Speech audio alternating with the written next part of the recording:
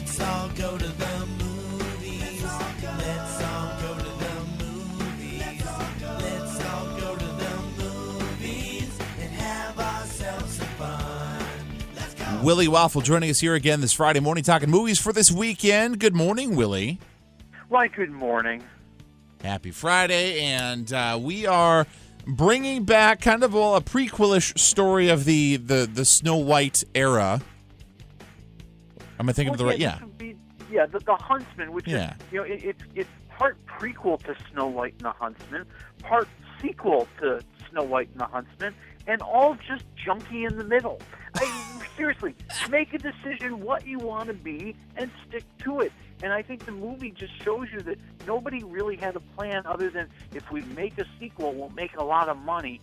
So you kind of learn how the Huntsman became the Huntsman. You see Chris Hemsworth, as this young child who's taken from his family by the evil Queen Freya, played by Emily Blunt, who's just a ripoff of Elsa from Frozen, but they change her just enough to keep the lawyers off their back, right? Of course. Yeah, so we see him grow into becoming the Huntsman, this fierce warrior, but he's thrown out and blah, blah, blah, blah, blah. Eventually, it's years later, and we're in the time of Snow White, and he's got to get the mirror on the wall, and then some dwarves show up, and then there's a lot of arrows. Who cares? Just who cares? Wow. Yeah, and I think that's the problem with the movie. There's just nothing exciting here. It's a boring movie. It's a disjointed movie. It's a horribly told story. And poor Liam Neeson. Here's a great actor who's serving as the narrator in this movie, and somehow he has to read these words as if they're exciting and interesting. That's acting, people. So one of the things that this franchise has at least tried to do is create interesting visuals. Is that the case in this particular movie as well? That's the only thing that the Huntsman Winter's War has going for it.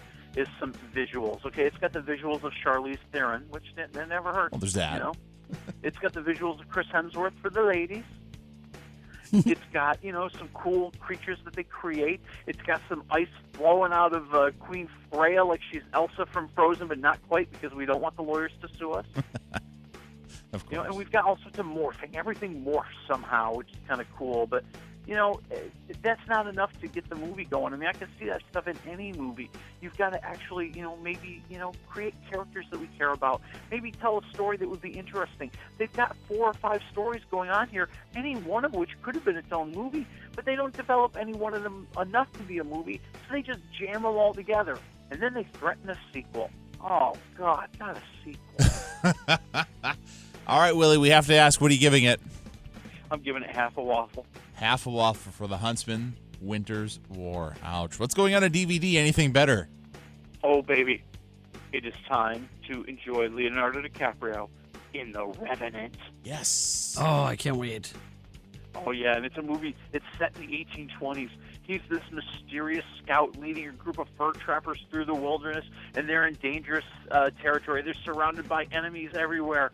And all of a sudden, one guy in the crowd who doesn't like Leonardo DiCaprio has his chance because DiCaprio is attacked by a bear, and somebody has to stay behind to protect him.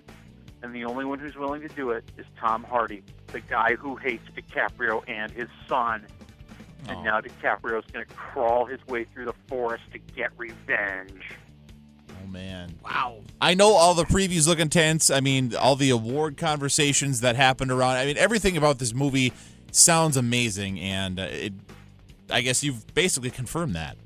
Oh, yeah, it's a great movie. It is a brutal movie. It is a long movie, but it is Leonardo DiCaprio, I think, at his best, just growling his way through the movie, a man in pain, a man on the verge of death, but still driven by hate. And isn't that true of all men?